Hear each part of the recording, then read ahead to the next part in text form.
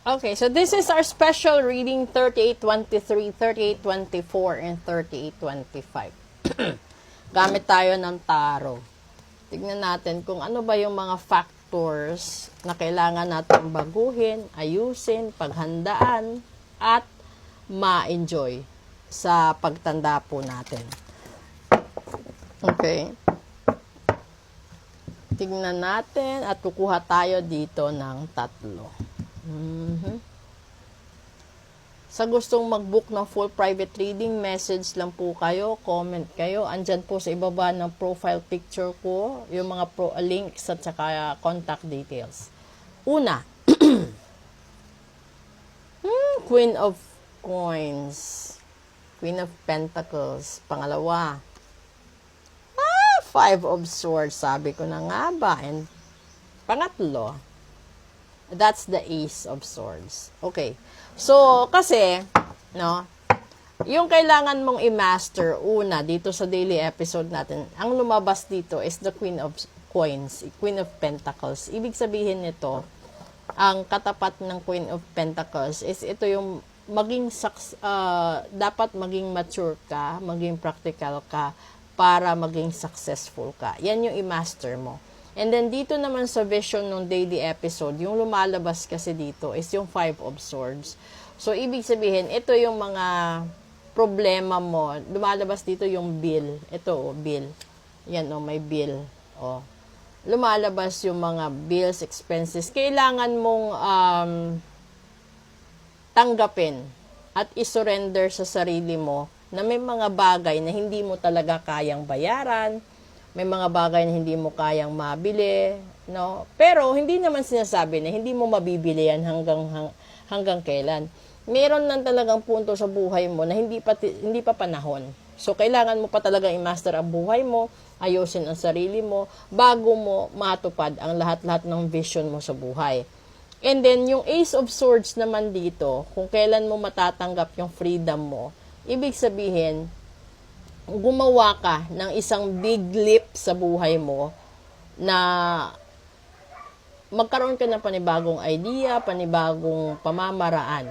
Kasi kung hindi uubra, no, halimbawa 10 taon ka ng ganyan or mahigit sa 10 taon, dapat gumawa ka, mag-isip ka, ano ba yung mga dapat mong gawin, matutunan, ayusin, baguhin para makamtan mo yung freedom sa finances, freedom sa paggawa ng mga decision sa buhay mo, lahat ng klase ng freedom na gusto mo makamit.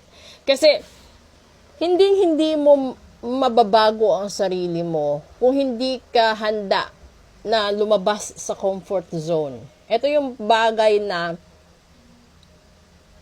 kung nakikita mo yung mga mayayaman, di ba? Ang dami nilang pinagdaanan, kahit sabihin natin pinanganak silang mayaman, ang dami.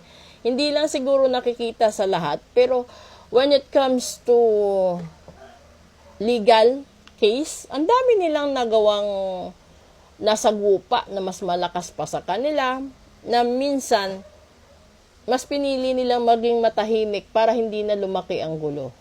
Iba kasi yung takbo ng mga mayayaman, they prefer to stay silent para hindi na mabigat at hindi na lalong magulo. Yung mga tao sa lower society, ito yung mas maingay. Kaya, mas maraming nakikisawsaw. Ngayon,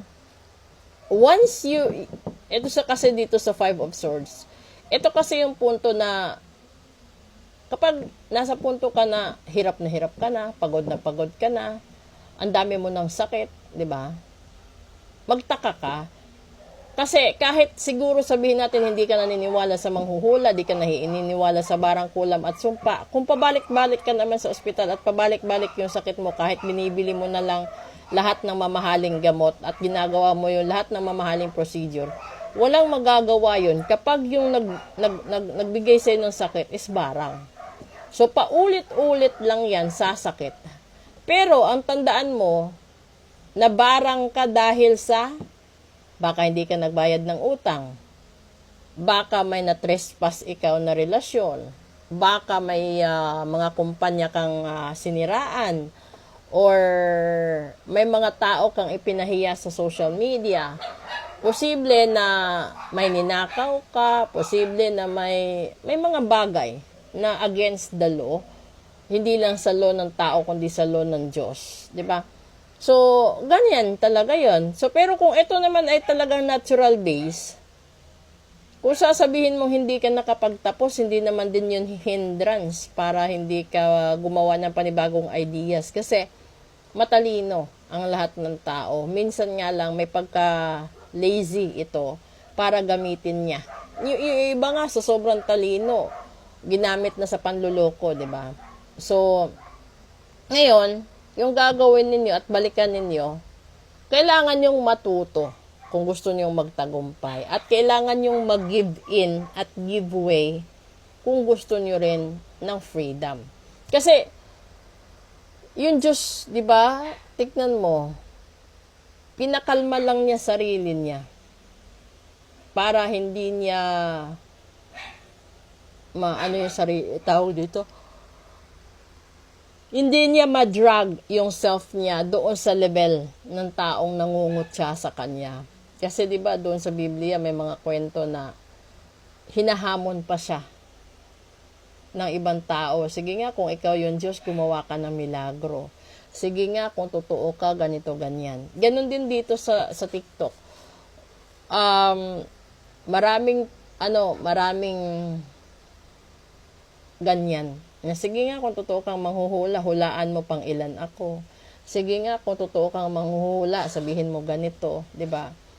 Pero, kahit anong sagot ng manghuhula at kahit anong ilalabas sa baraha, kung ikaw hindi mo tanggap ang totoo at ang katotohanan, talagang i-deny at itatatwa mo ito, di ba? Kahit lumabas sa baraha na ikaw yung nang-agaw at ikaw yung nanakit, ikaw yung nangutang, ikaw yung may kasalanan, kung hindi mo aaminin sa nanghula, wala siyang magagawa, di ba? Kasi hindi mo nga inamin sa sarili mo, sa manghuhula pa kaya. Pero may Diyos ang mundo. So, yun. Kung malalaman at malalaman ng Diyos kung gaano ka sincere sa ginagawa mo. Kasi maraming tao na pakitang tao lang yung kabaitan, kabutihan. Maraming tao na sinasabi hindi ko ito ginagawa. Pero behind those words, may sarili siyang moves. Makahalimbawa, yung mga relasyon. Alam mo naman na yan yung taong nagdulot sa'yo ng pasakit, pagkalugi, at pagkawala ng lahat-lahat na meron ka. Hindi mo matanggap, no, yung ginawa niya sa'yo, pero hindi mo rin siya mahindian kapag humihingi at lumalapit sa'yo. So, wala sa taong yon ang kasalanan kundi nasa sa'yo. Dahil hinahayaan mo siyang abusuhin ka, saktan ka, manipulahin ka, lokohin ka ng ilang beses. So, kung ako, nagpa-reading ka sa akin at nakita ko yon at hindi ka pa rin nakinig, kargon mo na yon, di ba? Kasalanan mo na yon. Kasi binigyan ka na ng warning eh. Binigyan ka na ng sitwasyon. So kung gusto mo talagang sumabay sa paglubog niya, sumabay sa pagkawala niya sa buong mundo, di sige. Pero yung kawawa doon, kung may mga anak na involved. Kasi hindi naman kasalanan ng anak na lumabas sila sa mundong ibabaw. Yung may kasalanan na is yung mga magulang. So sana, no, yung vision ninyo, you know how to surrender.